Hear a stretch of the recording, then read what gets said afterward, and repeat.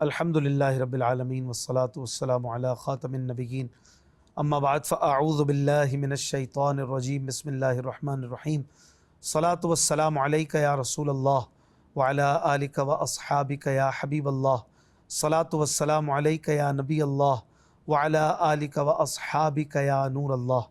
مدنی channel کے ناظرین، programme دیکھ رہے ہیں قرآن پاک ترجمہ و تفسیر کے ساتھ۔ الحمدللہ ہم ترتیب وار صراط الجنان تفسیر قرآن سے قرآن شریف کی آیات، ان کا ترجمہ، ان کی تفسیر سن رہے ہیں، اور سورہ توبہ 11واں پارہ آیت نمبر 103 تک ہمارا درس پہنچ چکا ہے۔ آج ہم آیت نمبر 104 سے اپنا درس شروع کرتے ہیں۔ اللہ کے محبوب صلی اللہ علیہ وآلہ وسلم نے فرمایا، تم جہاں بھی ہو مجھ پر درود پڑھو کہ تمہارا درود مجھ تک پہنچتا ہے۔ صلو علی الحبیب صلی اللہ علی محمد صلی اللہ علیہ وآلہ وسلم۔ اعوذ باللہ من الشیطان الرجیم بسم اللہ الرحمن الرحیم۔ الم یعلموا ان اللہ هو يقبل التوبة عن عباده ويأخذ الصدقات وان اللہ هو التواب الرحیم۔ آسان ترجمہ قرآن کنز العرفان۔ کیا انہیں معلوم نہیں کہ اللہ ہی اپنے بندوں کی توبہ قبول فرماتا ہے اور خود صدقات اپنے دست قدرت میں لیتا ہے، اور یہ کہ اللہ ہی توبہ قبول کرنے والا مہربان ہے۔ ناظرین کرام، اس آیت میں توبہ کرنے والوں کو بشارت دی گئی کہ ان کی توبہ اور ان کے صدقات مقبول ہیں۔ بعض مفسرین کا قول ہے کہ جن لوگوں نے اب تک توبہ نہیں کی، اس آیت میں انہیں صدقے کی اور توبہ کی ترغیب دلائی جا رہی ہے۔ یاد رہے کہ ہر جرم کی توبہ ایک جیسی نہیں ہوتی، بلکہ مختلف جرموں کی توبہ بھی مختلف ہے۔ جیسے اگر اللہ پاک کے حقوق تلف کیے ہوں، مثلا نماز قضا کی ہوں، رمضان کے روزے نہ رکھے ہوں، فرض زکوٰۃ ادا نہ کی ہو، حج فرض ہونے کے بعد حج نہ کیا ہو، ان سے توبہ یہ ہے کہ نماز روزے کی قضا کرے، زکوٰۃ ادا کرے، حج کرے، اور ندامت و شرمندگی کے ساتھ اللہ پاک کی بارگاہ میں اپنی تقصیر کی معافی مانگے۔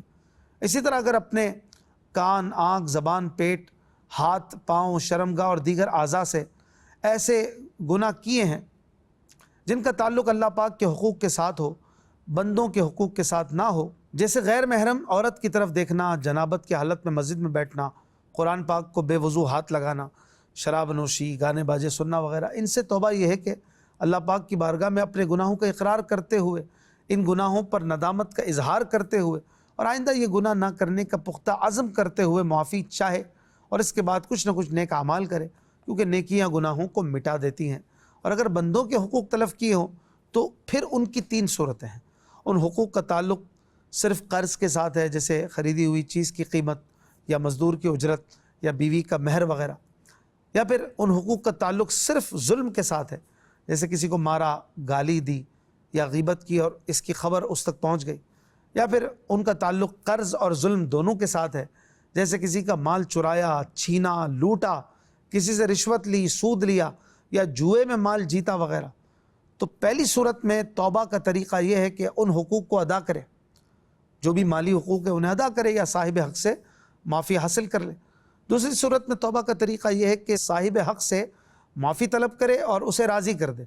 اور تیسری صورت میں توبہ کا طریقہ یہ ہے کہ وہ حقوق ادا بھی کرے، یعنی وہ مال ادا بھی کرے اور معافی بھی مانگے، جو ظلم کیا اس کی معافی بھی چاہے۔ اگر توبہ کی شرائط جمع ہوں تو توبہ ضرور قبول ہوگی، کیونکہ یہ رب تبارک و تعالیٰ کا وعدہ ہے، اور اپنے وعدے کے خلاف کرنا یہ اللہ پاک کی شان کریمی کے لائق نہیں۔ یہاں توبہ کی قبولیت سے متعلق ایک حکایت بھی سماعت فرمائی ہے۔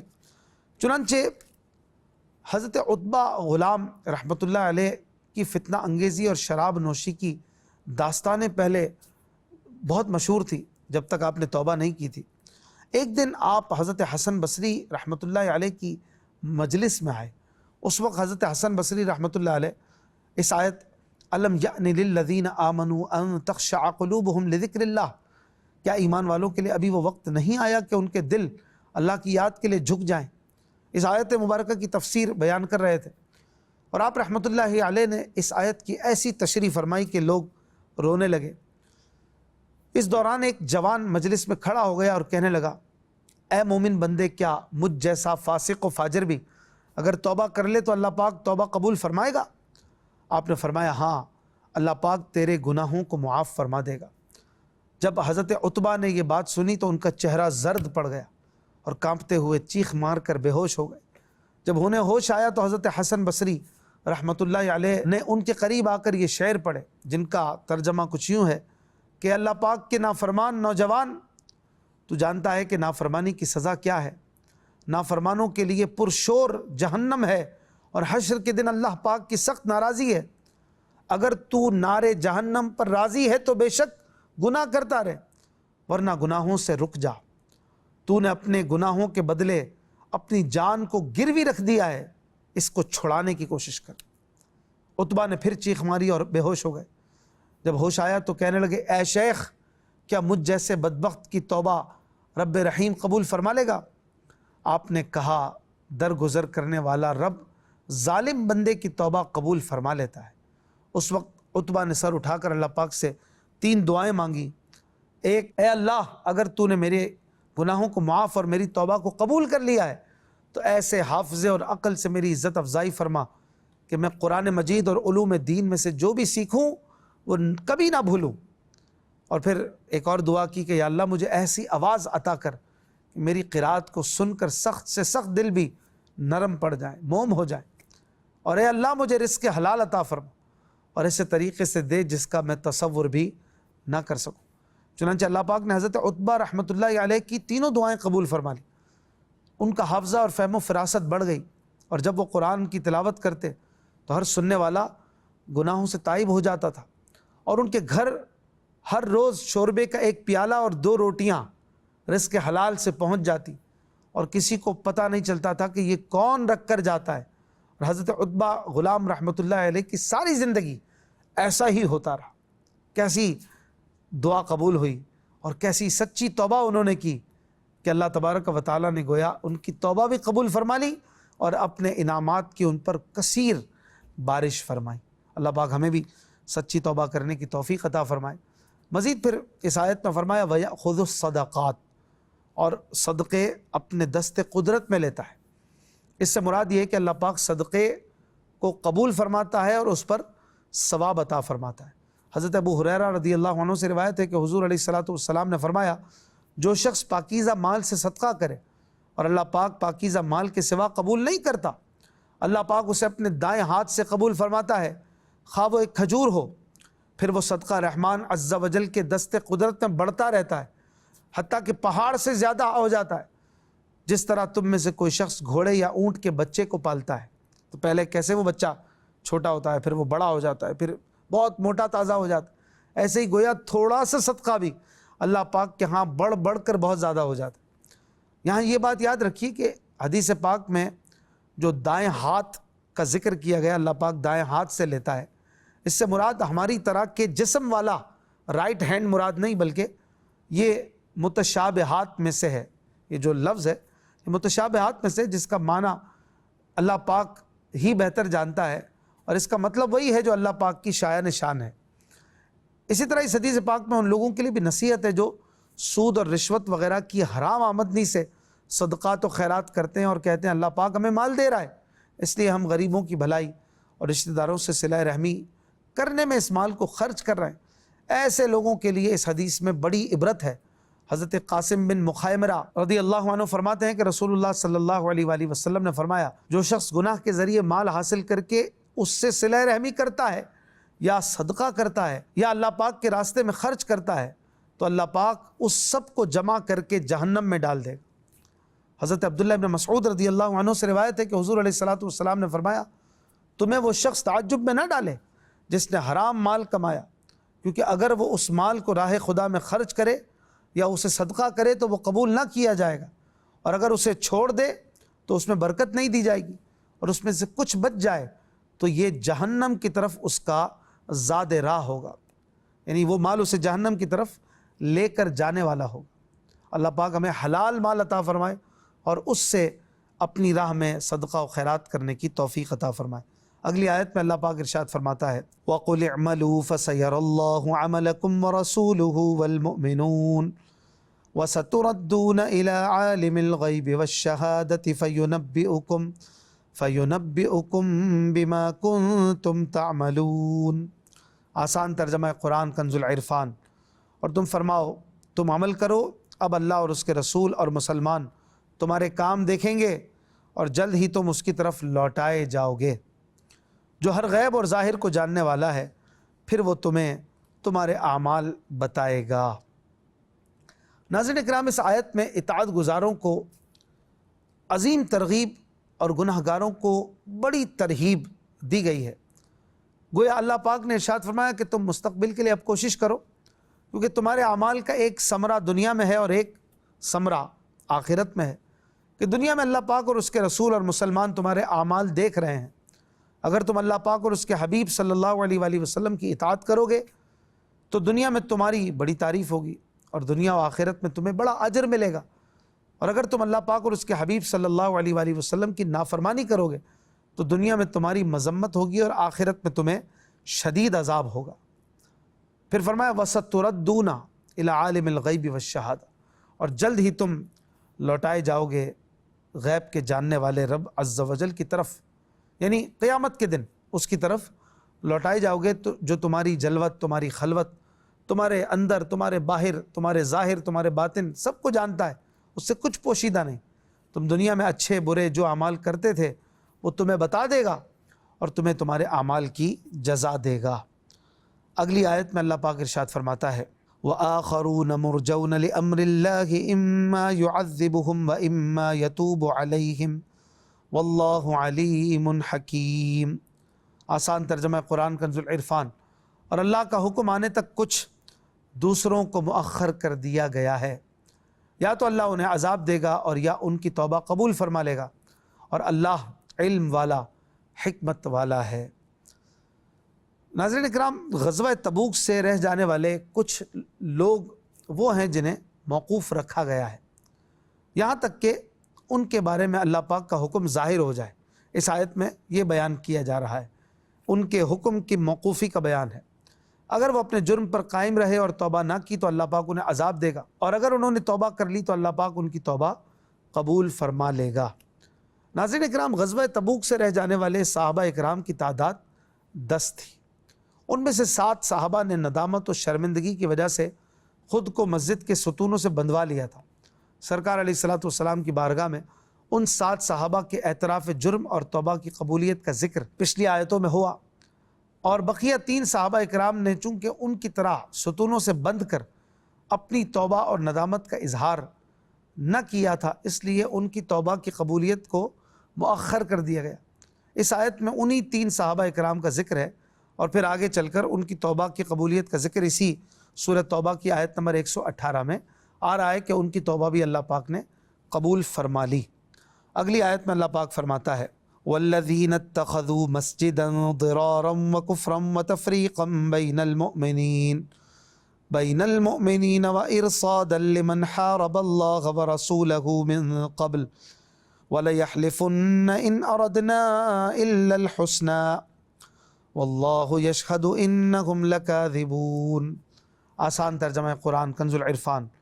اور کچھ منافق وہ ہیں جنہوں نے نقصان پہنچانے کے لیے اور کفر کے سبب اور مسلمانوں میں تفرقہ ڈالنے کے لیے اور اس شخص کے انتظار کے لیے مسجد بنائی جو پہلے سے اللہ اور اس کے رسول کا مخالف ہے، اور وہ ضرور قسمیں کھائیں گے کہ ہم نے تو صرف بھلائی کا ارادہ کیا تھا، اور اللہ گواہ ہے کہ بے شک وہ جھوٹے ہیں۔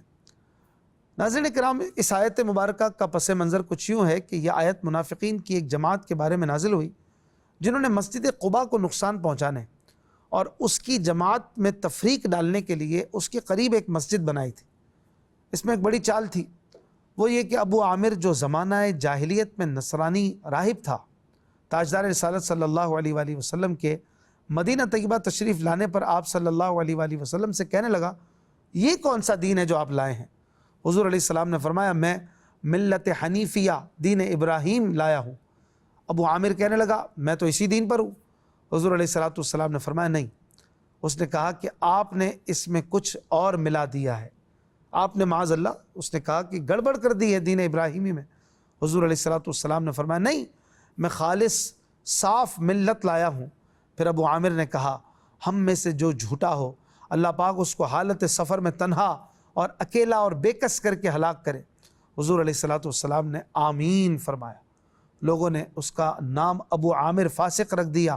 جنگ احد کے دن ابو عامر فاسق نے نبی کریم صلی اللہ علیہ وآلہ وسلم سے کہا کہ جہاں کہیں کوئی قوم آپ سے جنگ کرنے والی ملے گی میں اس کے ساتھ ہو کر آپ سے لڑوں گا۔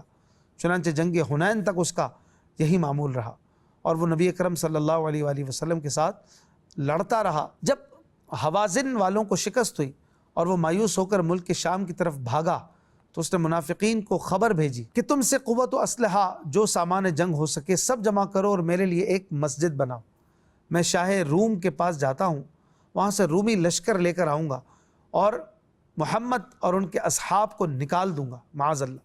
یہ خبر پا کر ان لوگوں نے مسجد زرار بنائی تھی اور رسول اکرم صلی اللہ علیہ وآلہ وسلم سے عرض کیا تھا یہ مسجد ہم نے آسانی کے لیے بنا دی ہے، جو لوگ بوڑھے ضعیف کمزور ہیں وہ اس میں بفراغت نماز پڑھ لیا کریں، آپ اس میں ایک نماز پڑھ دیجئے اور برکت کی دعا فرما دیجئے۔ رسول کریم صلی اللہ علیہ وآلہ وسلم نے فرمایا کہ اب تو میں سفر تبوک کے لیے جا رہا ہوں، واپسی پر اللہ پاک کی مرضی ہوگی تو وہاں نماز پڑھ لوں گا۔ جب نبی اکرم صلی اللہ علیہ وآلہ وسلم غزوہ تبوک سے واپسی پر مدینہ شریف کے قریب ایک علاقے میں ٹھہرے تو منافقین نے آپ سے درخواست کی کہ ان کی مسجد میں تشریف لے چلے۔ اس پر یہ آیت نازل ہوئی اور ان کے فاسد ارادوں کو ظاہر فرما دیا گیا۔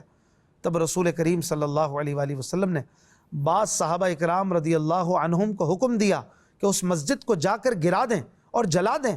چنانچہ ایسا ہی کیا گیا اور ابو عامر جو پادری تھا، جسے ابو عامر فاسق کہا جاتا تھا، ملک شام میں بحالت سفر، بے کسی اور تنہائی میں، اکیلے پن میں بے یار و مددگار مر گیا، ہلاک ہو گیا، جیسا کہ اس نے دعا کی تھی اور وہ دعا اس کے اپنے ہی حق میں قبول ہوئی۔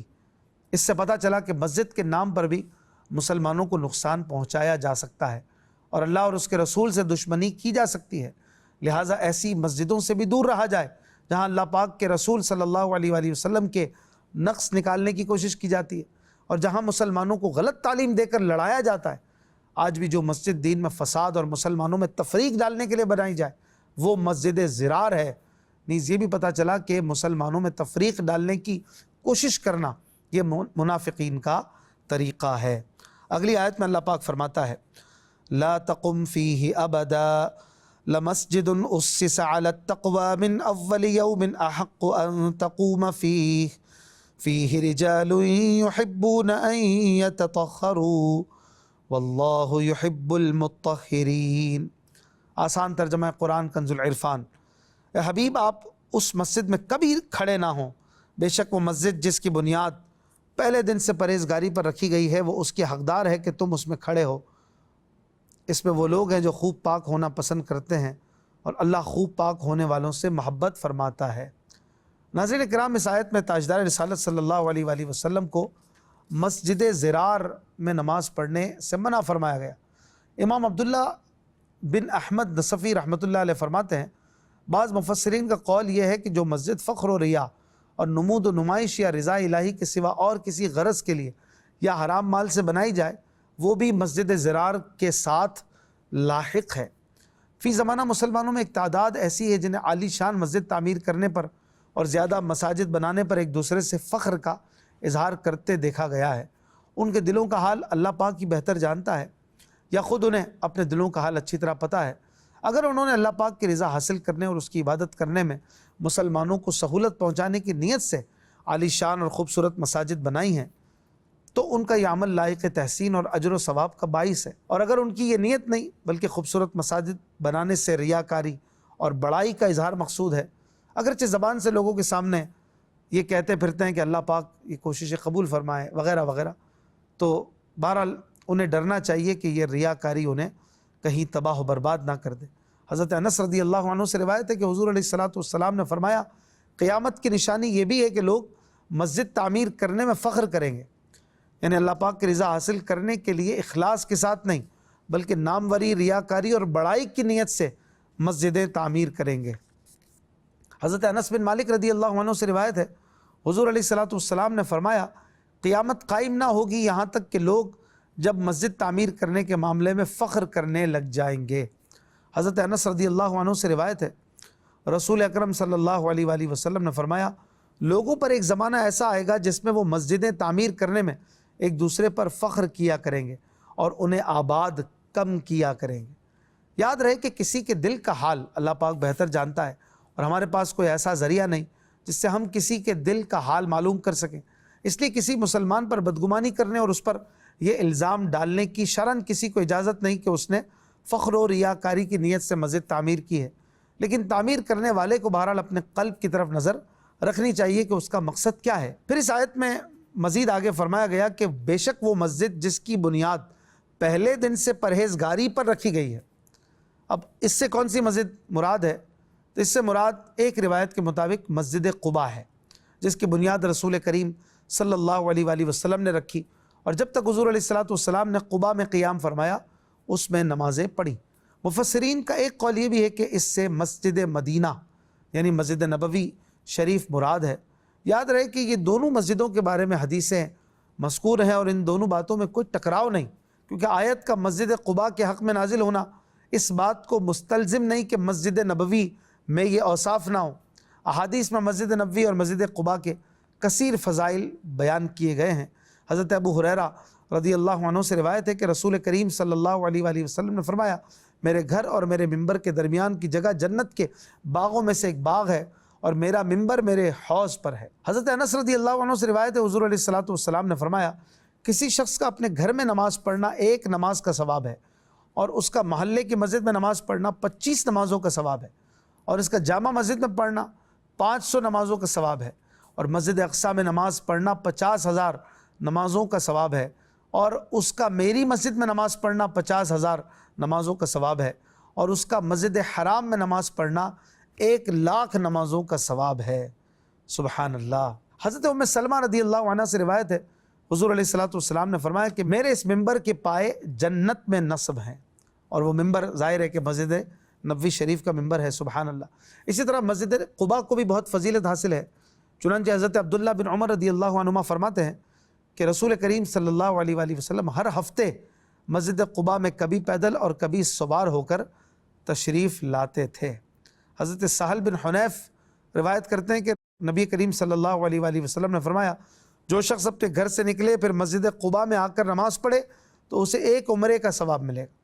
حضرت اسید بن زہیر انصاری رضی اللہ عنہ سے روایت ہے کہ حضور علیہ السلام نے ارشاد فرمایا، مسجد قباء میں نماز پڑھنے کا ثواب عمرے کے برابر ہے۔ ناظرین اکرام، اس آیت میں ایک اور بات کی گئی کہ یحبون ان یتطہروا، وہ لوگ خوب پاک ہونا پسند کرتے ہیں۔ تو یہ آیت مبارکہ مسجد قباء والوں کے حق میں نازل ہوئی۔ حضور علیہ السلام نے ان لوگوں سے فرمایا کہ اے گروہ انصار، اللہ پاک تمہاری تعریف کرتا ہے، تم وضو اور استنجے کے وقت کیا عمل کرتے ہو؟ انہوں نے عرض کیا، رسول اللہ صلی اللہ علیہ وآلہ وسلم، ہم بڑا استنجا 3 ڈھیلوں سے کرتے ہیں، اس کے بعد پانی سے طہارت کرتے ہیں۔